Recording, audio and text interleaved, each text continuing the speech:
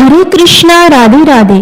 आप सभी का हमारे YouTube चैनल आध्यात्मिक कथा में बहुत बहुत स्वागत है। आज की इस वीडियो में हम सुनेंगे पितृपक्ष की कथाएं। श्राद्ध पक्ष में 16 दिन सुनी जाने वाली संपूर्ण कथा। पितृपक्ष यानी कि श्राद्ध पक्ष हिंदू धर्म में इसका बहुत ही बड़ा महत्व माना गया है। प्राचीन सनातन धर्म के अनुसार हमारे पूर्वज देवतुल्य हैं और इस धरती पर हमने उन्हीं की वजह से जीवन प्राप्त किया है, और जिस प्रकार उन्होंने हमारा लालन पालन करके हमें कृतार्थ किया है, तो हम उनके कर्जदार हैं। समर्पण और सम्मान की इसी भावना से श्राद्ध पक्ष बनाया गया है, जो जातक को पितर ऋण से मुक्ति दिलाता है। माना जाता है कि हम अगर श्रद्धा पूर्वक अपने पितरों को श्राद्ध करते हैं तो हमारे कुल में कोई भी दुखी नहीं रहता। पितरों की पूजा करके मनुष्य आयु, स्वर्ग, कीर्ति, पुष्टि, बल और धन धान्य को प्राप्त करता है। ऐसी मान्यता है कि मृत्यु के देवता यमराज श्राद्ध पक्ष में जीव को मुक्त कर देते हैं, ताकि वे अपने सज्जनों के यहाँ जाकर तर्पण ग्रहण कर सके। अगर इन 16 दिनों में अगर हम अपने पितरों के निमित्त श्रद्धा भाव से प्रसन्नचित मन से श्राद्ध करते हैं तो हमारे पितरों की आत्मा को शांति और तृप्ति मिलती है, जिससे वे प्रसन्न होकर हमारे पूरे परिवार को आशीर्वाद देते हैं। आज की इस वीडियो में हम सुनेंगे पितृपक्ष में सुनी जाने वाली 5 कथाएं। इन कथाओं को पूरे पितृपक्ष में रोजाना नियमित रूप से श्रद्धा पूर्वक सुनना चाहिए। इन्हें सुनने से हमारे पितृ प्रसन्न होते हैं और हमारे जीवन में सुख सौभाग्य का वास होता है। तो कथा की शुरुआत करते हैं। गणेश जी की कहानी से बोलो, गणेश गजानन की जय हो। एक बार गणेश जी एक छोटे से बालक के रूप में चिमटी में चावल और चम्मच में दूध लेकर निकली, और वह हर किसी से कह रहे थे कि कोई मुझे खीर बना दो, कोई मुझे खीर बना दो। तो सारे हंस रहे थे कि बोले, भला इतने से दूध से और चावल से कभी खीर बनती है? तभी एक बुढ़िया माई बैठी थी, तो उसने कहा, ला बेटा मैं बना देती हूँ। तो ऐसा कहकर वह बुढ़िया माई चूल्हे पर एक छोटा सा बर्तन चढ़ाने लगी। तब गणेश जी ने कहा कि दादी माँ, छोटी भगनी मत चढ़ाओ, तुम्हारे घर में जो सबसे बड़ा बर्तन है वही चढ़ा दो। तो बुढ़िया ने सबसे बड़ा बर्तन था वह चढ़ा दिया। अब जैसे ही खीर और चावल उसमें डाले तो देखती रह गई। थोड़े से चावल थे, जैसे ही उसमें उफान आया तो वह बर्तन पूरी तरह से भर गया और खीर में बहुत ही अच्छी खुशबू आने लगी। तो गणेश जी ने कहा कि दादी माँ, मैं नहा कर आता हूँ, फिर आकर खीर खाऊंगा। तो खीर तो तैयार हो गई थी। खीर को देखकर बुढ़िया के पोते पोती खीर खाने के लिए रोने लगे। तो बुढ़िया माई ने कहा, गणेश जी तेरे भोग लगाना। यह कहकर चूल्हे में थोड़ी सी खीर डाली और कटोरी भरकर बच्चों को दे दी। तो बुढ़िया की पड़ोसन छत पर से देख रही थी। तो बुढ़िया ने सोचा कि यह तो गणेश जी को चुगली कर देगी, तो उसने एक कटोरा खीर का भरा उसको भी पकड़ा दिया। जब यह सब कुछ बुढ़िया की बहू ने देखा तो सोचा कि इस तरह से तो यह खीर खत्म हो जाएगी और मुझे तो खाने के लिए मिलेगी नहीं। तो उसने भी जल्दी से एक बड़ा सारा कटोरा खीर का भरा और खा लिया। कटोरे को चक्की के नीचे छुपा दिया। गणेश जी तो अभी आए नहीं थे, तो बुढ़िया को भी भूख लगी थी, तो उसने भी एक कटोरा खीर का भरा और किवाड़ के पीछे बैठकर एक बार फिर से कहने लगी कि गणेश जी आपको भोग लगे, कहकर खाना शुरू कर दिया। तभी गणेश जी आ गई। तो बुढ़िया ने गणेश जी को देखते ही कहा कि आजा रे गणेश, खीर खा ले, मैं तो तेरी ही राह देख रही थी। तो गणेश जी ने कहा कि दादी माँ, मैंने तो खीर पहले ही खा ली। तो बुढ़िया ने कहा, कब खाई? तो गणेश जी ने कहा, जब तेरे पोता पोती ने खीर खाई तब मैंने खाई, जब तेरी पड़ोसन ने खीर खाई तब भी मैंने खाई, और जब तेरी बहू ने खीर खाई तब भी मैंने खाई। अब जब तू खीर खा रही है तो मेरा पेट तो पूरी तरह से भर गया है। बुढ़िया माई, तूने तो मेरा नाम लेकर भोग तो लगाया, तेरी बहू ने तो वह भी नहीं लगाया। तो बुढ़िया ने कहा, बेटा तेरी सारी बात सच्ची है, पर मेरी बहू का नाम मत ले, वह तो सुबह से काम में लगी हुई है और उसने खीर कब खाई? तो गणेश जी ने कहा कि चक्की के नीचे देख, जूठा कटोरा पड़ा और मुझे बिना भोग लगाए ही खीर खा गई। तो बुढ़िया ने कहा, बेटा बस कर, घर की बात है, घर में ही रहने दे, अब मुझे बता कि बची हुई खीर का क्या करूं? तो गणेश जी ने कहा कि पूरे नगर को न्योता दे दो और भोजन करवा दो। तो बुढ़िया ने पूरी नगरी को भोजन करवा दिया, फिर भी वह बर्तन पूरी ही भरा था। धीरे धीरे यह खबर राजा तक पहुंच गई। तो राजा ने उस बर्तन को महल में मंगवा लिया और बुढ़िया से कहा कि बुढ़िया तेरे घर ऐसे बर्तन का क्या काम, ऐसा बर्तन तो राजमहल में अच्छा लगता है। तो बुढ़िया ने कहा कि ठीक है राजा जी आप ले लो। तो राजा ने खीर का बर्तन महल में जैसे ही रखा, रखते ही खीर में कीड़े मकोड़े बिच्छू पैदा हो गया और खीर में बहुत बुरी तरह से दुर्गंध आने लगी। तो यह देखकर राजा ने बुढ़िया को बुलाया और कहा कि बुढ़िया, यह बर्तन ले जा, मैंने तुमको दिया। तो बुढ़िया ने कहा कि राजा, अगर आप देते तो पहले देते, यह तो बर्तन मुझे मेरे गणेश जी ने दिया है। तो बुढ़िया ने बर्तन वापस उठाया और अपने झोपड़े में ले गई। तो उसके झोपड़े में आते ही खीर तो सुगंधित हो गई और सारे बिच्छू कांकड़ सब गायब हो गए। तो बुढ़िया ने गणेश जी से कहा कि गणेश जी, अब मैं बची हुई का क्या करूं? तो गणेश जी ने कहा कि झोपड़ी के कोने में गड्ढा खोद कर गाड़ दो, उसी जगह सुबह उठकर वापस खोदो तो धन के 2 घड़े भरे हुए मिलेंगे। ऐसा कहकर गणेश जी तो अंतर ध्यान हो गए और जाते समय झोपड़ी के लात मार गए। तो लात मारते ही झोपड़ी के स्थान पर महल खड़ा हो गया। सुबह जल्दी ही वह ने फावड़ा लिया और जहां पर खीर दबाई थी उस जगह को खोद दिया, लेकिन बहू को तो कुछ भी नहीं मिला। तो बहू अपनी सास से कहने लगी कि सासू जी, थारो गणेश जी तो झूठो है। तो सासू ने कहा, बहू, मारो गणेश जी झूठो नहीं है, ला मैं देखती हूँ। तो वह फावड़ा लेकर देखने लगी तो टन टन करते हुए 2 घड़े धन के भरे हुए निकल आए। तो बहू ने कहा, सासू जी, गणेश जी तो सोचो साचो है, मैं ही झूठी हूँ। तो सास ने कहा कि गणेश जी तो भावनाओं का भूखा है। यह कहकर बुढ़िया ने जोर से कहा कि बोलो गणेश गजानन की जय हो। गणेश जी, जैसा आपने बुढ़िया को दिया वैसा सबको देना, जैसा राजा को दिया वैसा किसी को ना देना। दूसरी कथा, हमारे प्रत्यक्ष देवता सूर्य नारायण की एक ब्राह्मण था। वह सूर्य भगवान का परम भक्त था। रोजाना नहाता धोता, कहानी कहता और सूर्य देव की पूजा करता। पर वह ब्राह्मण कमाई के नाम पर कुछ भी नहीं करता था। ब्राह्मण घर में रहता तो ब्राह्मणी बार बार कमाने के लिए परेशान करती और अगर कहीं बाहर जाता तो पड़ोसी उसे निकम्मा कहकर चिढ़ाया करते थे। तो उन सब के ताने सुन सुनकर वह ब्राह्मण परेशान हो गया और एक दिन वह सुबह नहा धोकर अपने पूजन की सामग्री लेकर जल में चला गया और वहां पर एक सूखे पीपल के पेड़ के नीचे बैठकर पूजा पाठ करने लगा। पूजा पाठ करने के बाद में सूर्य भगवान की कथा कही और वहीं पीपल के पास एक सूखा तालाब भी था, उसमें थोड़ा सा पानी था। तो वह उसी पानी से लोटा भरकर सूर्य भगवान को जल चढ़ाया। जैसे ही ब्राह्मण ने सूर्य देव को जल चढ़ाया तो वह पूजा का जल बहकर पीपल और सूखी तलाई में आ गया। जल के वहां आते ही सूखा हुआ पीपल हरा भरा हो गया और सूखी तो तलाई थी वह साफ पानी से भर गई। उस जल में सूर्य भगवान दिखाई देने लगे। वो ब्राह्मण से कहने लगी कि ब्राह्मण, तू मांग, क्या मांगता है? तो ब्राह्मण ने यह सुना तो वह तो डर गया और सोचने लगा कि पीपल में लगता है कोई भूत रहता है। रोज जब वह पूजा करता तो उसे वही आवाज आती। तो सुनकर चिंता के कारण वह ब्राह्मण तो बिल्कुल ही दुबला पतला हो गया। तो एक दिन ब्राह्मणी ने सोचा कि ब्राह्मण को गए हुए कितने दिन हो गए, चलो आज जाकर उनकी खोज खबर लेकर आती हूँ। तो यह सोचकर ब्राह्मणी भी जंगल में आई। तो जैसे ही ब्राह्मणी ने ब्राह्मण को देखा तो आश्चर्यचकित हुई और पूछने लगी कि आपको यह क्या हो गया है, आप इतने दुबले पतले कैसे हो गए हैं? तो ब्राह्मण ने सारा हाल बताया। तो ब्राह्मणी ने ब्राह्मण की सारी बात सुनकर कहा कि आपके जल चढ़ाने के बाद में यह आवाज आती है तो मुझे तो लगता है कि सूर्य भगवान स्वयं आते हैं। कल अगर आपको फिर से वही आवाज सुनाई दे तो सब कुछ मांग लेना। तो ब्राह्मण ने कहा कि कैसे मांगू, मुझे तो कुछ मांगना ही नहीं आता, ज्यादा कुछ कहना होगा तो मैं तो भूल जाऊंगा। तुम मुझे कोई ऐसी तरकीब बताओ जिसे कम शब्दों में ज्यादा मिल जाए। तो ब्राह्मणी कहने लगी कि तुम इस प्रकार से कहना कि 9 खंडे के महल के अंदर सोने के पालने में पड़पोते को दास दासियों द्वारा खिलाते अपनी आंखों से देखूं। इस प्रकार लंबी उम्र, महल, बेटे, पड़पोते, बहुएं, धन सब कुछ मिल जाएगा। तो ब्राह्मण सुनकर कहने लगा कि मुझे तो समझ में नहीं आया। तो ब्राह्मणी कहने लगी कि धन होगा तभी तो सोना का पालना, दास दासियां होंगे, आंखें घुटने ठीक होंगे तो ही अपने पड़पोते को सोने के पाले में झूला झूला सकेंगे और देख सकेंगे। बेटे और बहू होंगे तो ही पड़पोते के दर्शन होंगे। तो यह सुनकर ब्राह्मण ने कहा, हाँ ठीक है, अब मुझे सब कुछ समझ में आ गया है। दूसरे दिन जैसे ही ब्राह्मण ने स्नान करके पूजा पाठ करके सूर्य देवता को अर्घ दिया तो आवाज आई। ब्राह्मण ने वैसा ही कहा जैसे ब्राह्मणी ने समझाया था। तो सूरज भगवान ने कहा कि देखने में तो भोला भाला लगता है, फिर भी एक बार मैं सब कुछ मांग लिया, फिर भी तुमने जो मांगा है वह तुम्हें अवश्य मिलेगा, जा तेरी हर इच्छा पूरी होगी।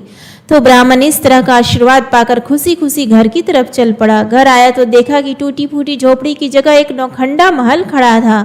दास दासी आ जा रहे थे। तो ब्राह्मण ने कहा कि यहाँ पर मेरी झोपड़ी थी और एक बूढ़ी ब्राह्मणी थी, वह कहाँ गई? उसी समय महल से एक सुंदर औरत गहनों से और सुंदर कपड़ों से सजी हुई बाहर निकलती है और ब्राह्मण से कहती है कि आ जाओ स्वामी, यह अपना ही घर है, सूर्य भगवान ने तुम्हारी सारी मनोकामना पूर्ण कर दी है। तो ब्राह्मण ने कहा कि हम इतने धन का क्या करेंगे? तो ब्राह्मणी ने कहा कि धन से क्या नहीं होता, दान पुण्य करेंगे, यज्ञ करेंगे, होम करेंगे, भूखों को भोजन करवाएंगे, प्याऊ लगवाएंगे, धर्मशालाएं बनवाएंगे। तो ब्राह्मण ने ब्राह्मणी के कहे अनुसार वैसा ही किया। अब थोड़े ही समय में सारी प्रजा राजा की जगह उस ब्राह्मण के गुणगान करने लगी। जब यह बात राजा तक पहुंची तो राजा ने सुनकर उस ब्राह्मण को बुलाया और पूछा कि कल तक तो आपको खाना भी नहीं मिलता था, आज यह धन कहाँ से आया? कहाँ पर चोरी की, डाका डाला या क्या कुछ किया? मुझे सब कुछ सच सच बताओ। तो ब्राह्मण ने कहा कि महाराज, मैंने ना तो चोरी की है और ना ही डाका डाला, यह तो सब सूर्य भगवान की कृपा से मुझे प्राप्त हुआ। यह कहकर ब्राह्मण ने सारी बात राजा को बता दी। तो राजा ने कहा कि हे ब्राह्मण देवता, मेरे पुत्र नहीं है, अब तुम मुझे बताओ कि मुझे क्या करना चाहिए। तो ब्राह्मण ने राजा को सूर्य भगवान की पूजा विधि बताई। तो राजा ने वैसा ही किया। तो राजा के घर 10वें महीने सुंदर पुत्र ने जन्म लिया। अब तो सारे लोग सूर्य भगवान की जय जयकार करने लगे। हे सूर्य भगवान, जैसे आपने ब्राह्मण और राजा की मनोकामना पूर्ण की, वैसे सबकी करना। कहानी कहने वाले की, कहानी सुनने वाले की और हुंकारा भरने वाले की बोलो सूर्य देवता की जय हो। अब सुनेंगे संपूर्ण गर्भ गीता। एक बार अर्जुन भगवान श्री कृष्ण से कहते हैं कि हे श्री कृष्ण, यह प्राणी जो गर्भ में आता है सो किस दोष के कारण आता है? फिर यह जन्म लेता है, इसे जरा आदि के रोग लगते हैं, तरह तरह के दुख भोगता है, बुढ़ापे की कष्ट सहता है और फिर इसकी मृत्यु हो जाती है। इसका क्या मतलब है? स्वामी, वह कौन सा कर्म है जिसके करने से प्राणी जन्म मरण से छूट सकते हैं?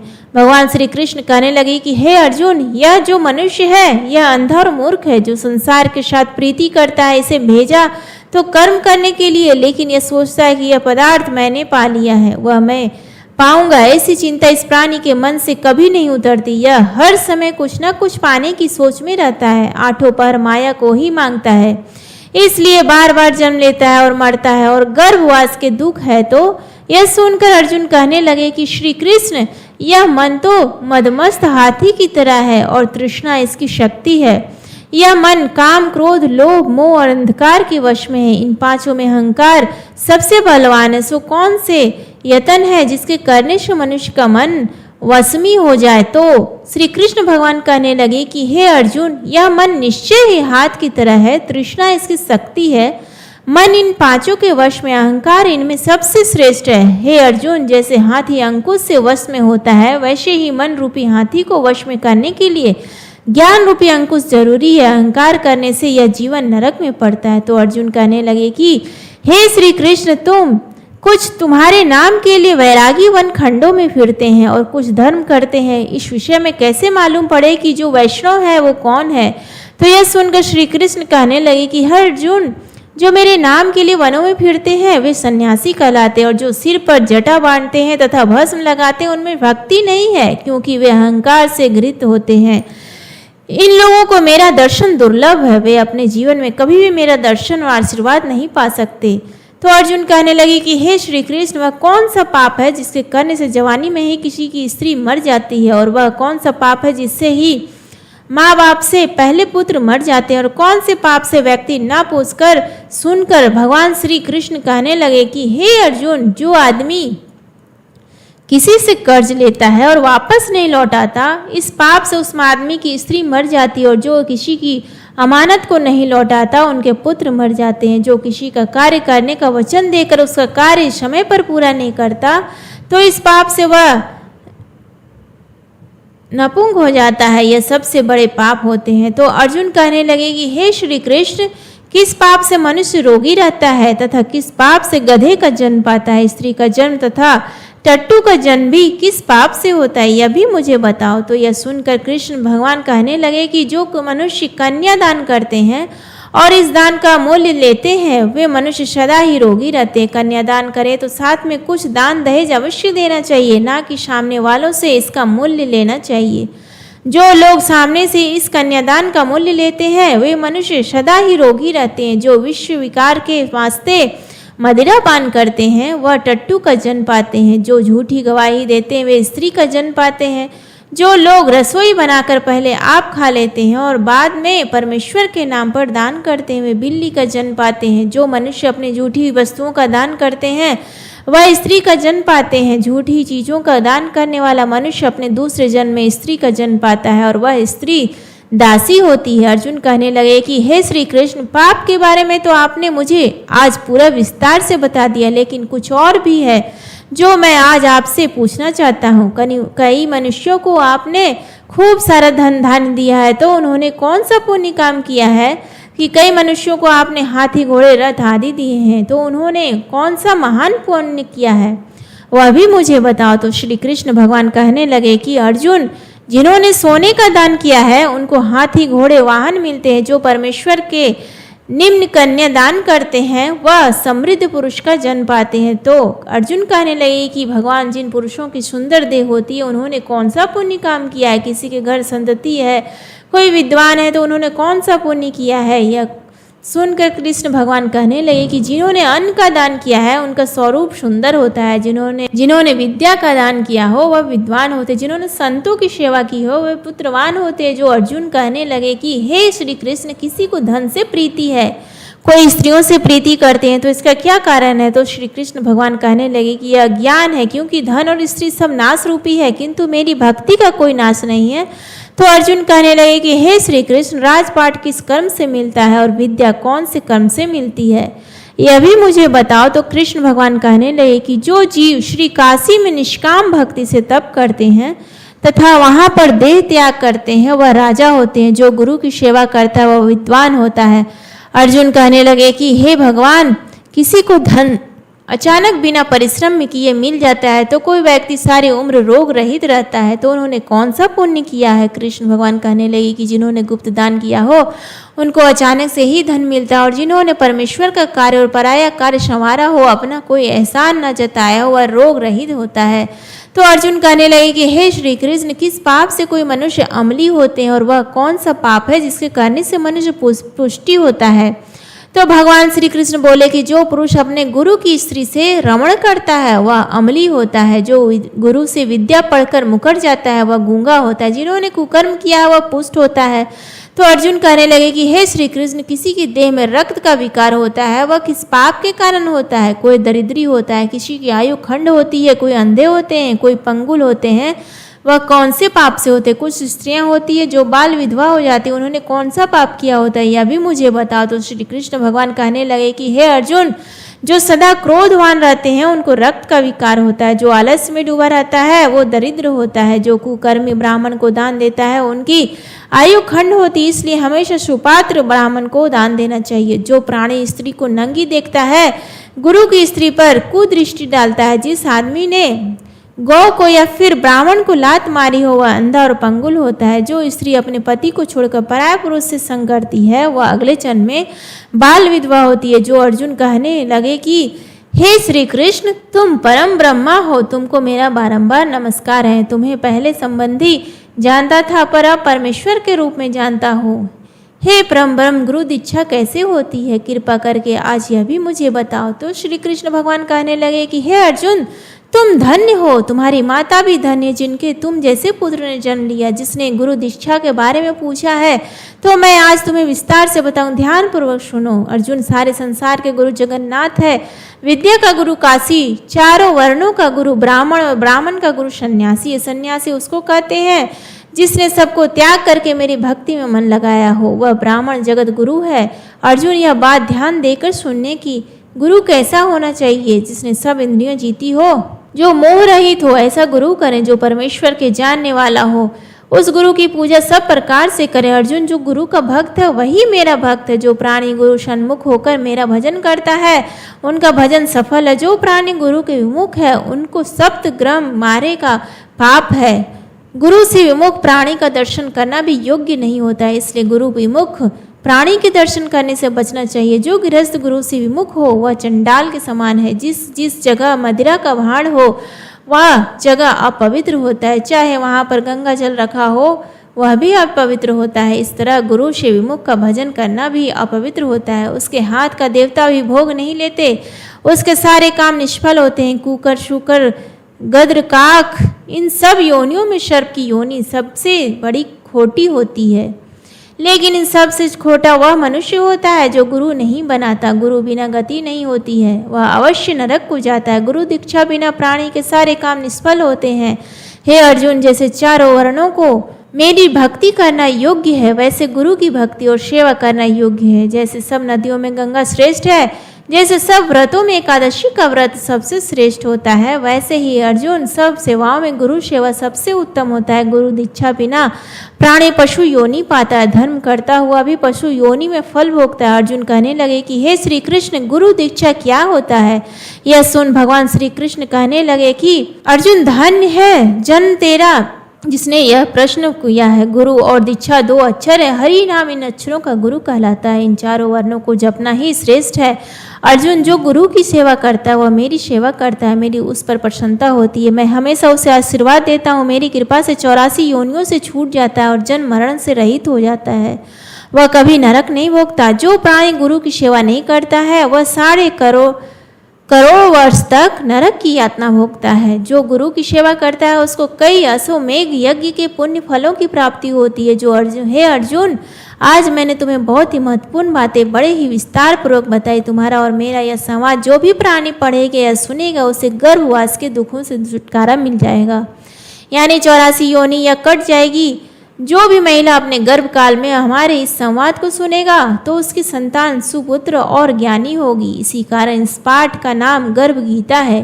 इसे भी कृष्ण भगवान ने मुख से अर्जुन ने सुना है। गुरु दीक्षा लेना उत्तम कर्म है। उसका फल यह है कि नरक एवं 84 योनियों से जीव बचा रहता है। भगवान श्री कृष्ण उस पर हमेशा प्रसन्न रहते हैं और अपनी कृपा बनाए रखते हैं। तो इस तरह गर्भ गीता पाठ का समापन हुआ। महाभारत के युद्ध के बाद राजा कर्ण की मृत्यु के बाद सूर्यपुत्र कर्ण की आत्मा स्वर्ग पहुंची तो वहां पर खाने की बजाय ढेर सारा सोना दिया गया। तो सोने को देखकर कर्ण ने कहा कि मुझे सोने की नहीं, आहार की जरूरत है। मुझे जोरों की भूख लगी है, मैं उसी का इंतजार कर रहा हूँ। तो कर्ण की बात सुनकर देवराज इंद्र ने कहा कि एक बात बताओ, तुम इतने सालों तक धरती पर रहे, कभी भूखों को भोजन करवाया, कभी अपने पितरों के निमित्त भोजन दान तर्पण कोई कार्य किया? तुमने धरती पर रहते सिर्फ सोने का दान किया है, तो तुम्हें सोने ही मिलेगा। तो कर्ण ने कहा कि मुझे अपने पूर्वजों के बारे में कुछ भी ज्ञात नहीं है, इसलिए अनजाने में मुझसे यह गलती हो गई। आप ऐसा करें, मुझे भूल सुधारने के लिए पृथ्वी पर 16 दिन के लिए भेज दें। तो माना जाता है कि देवराज इंद्र ने कर्ण के कहे अनुसार उसे पृथ्वी लोक पर 16 दिन के लिए फिर से भेज दिया। तो कर्ण ने धरती पर आकर उन 16 दिनों में दान पुण्य के बहुत सारे कर्म किए और अपने पितरों की मोक्ष के लिए विधि विधान से श्राद्ध भी किया। माना जाता है कि तभी से पितृपक्ष के 16 दिनों में श्राद्ध करने की परंपरा चली आ रही है। तो अब अपने सुनेंगे पितृपक्ष की पुराणिक कथा। कथा के अनुसार जोगी तथा भोगे नाम के 2 भाई रहते थे। दोनों भाई अलग अलग रहते थे। जोगी धनी था और भोगे बिल्कुल ही गरीब था। दोनों भाइयों में खूब प्रेम था। जोगी की पत्नी को धन का खूब घमंड था, किंतु भोगे की पत्नी बड़ी ही सरल हृदय वाली थी। अपने घर में जो कुछ था उसी में वह संतुष्ट रहती थी। ऐसा करते करते पितृपक्ष का महीना आ गया तो जोगी की पत्नी ने अपने पति से पितरों का श्राद्ध करने के लिए कहा। तो जोगी ने इसे व्यर्थ का कार्य बताकर टालने की चेष्टा की। तो जोगी की पत्नी समझाने लगी कि अगर आप अपने पितरों का श्राद्ध नहीं करेंगे तो लोग क्या कहेंगे, बातें बनाएंगे कि अपने पूर्वजों का सारा धन खा रहा है और उनके निमित्त श्राद्ध भी नहीं कर पाया। इस तरह तरह की दलीलें देकर उसने अपने पति को समझा लिया, लेकिन जोगी की पत्नी सच में श्राद्ध करना जरूरी नहीं समझा। मस्ती थी वह बस श्राद्ध के बहाने अपने मायके वालों को दावत पर बुलाने का, अपनी शान दिखाने का मौका ढूंढ रही थी और यह अवसर उसे बहुत ही उचित लगा। इसलिए उसने जोगी से श्राद्ध कर्म करने के लिए कहा। फिर भी जोगी ने अपनी पत्नी की बात नहीं मानी और कहने लगा कि लोग क्या कहते हैं, इससे मुझे कोई फर्क नहीं पड़ता। तो अपने पति के इस तरह मना करने पर वह बोली कि मुझे लगता है कि आप सोच रहे हैं कि मुझे परेशानी होगी, इसलिए आप ऐसा बोल रहे हैं, किंतु मुझे इसमें कोई भी परेशानी नहीं है। मैं तो खुशी खुशी अपने पितरों का श्राद्ध करना चाहती हूँ।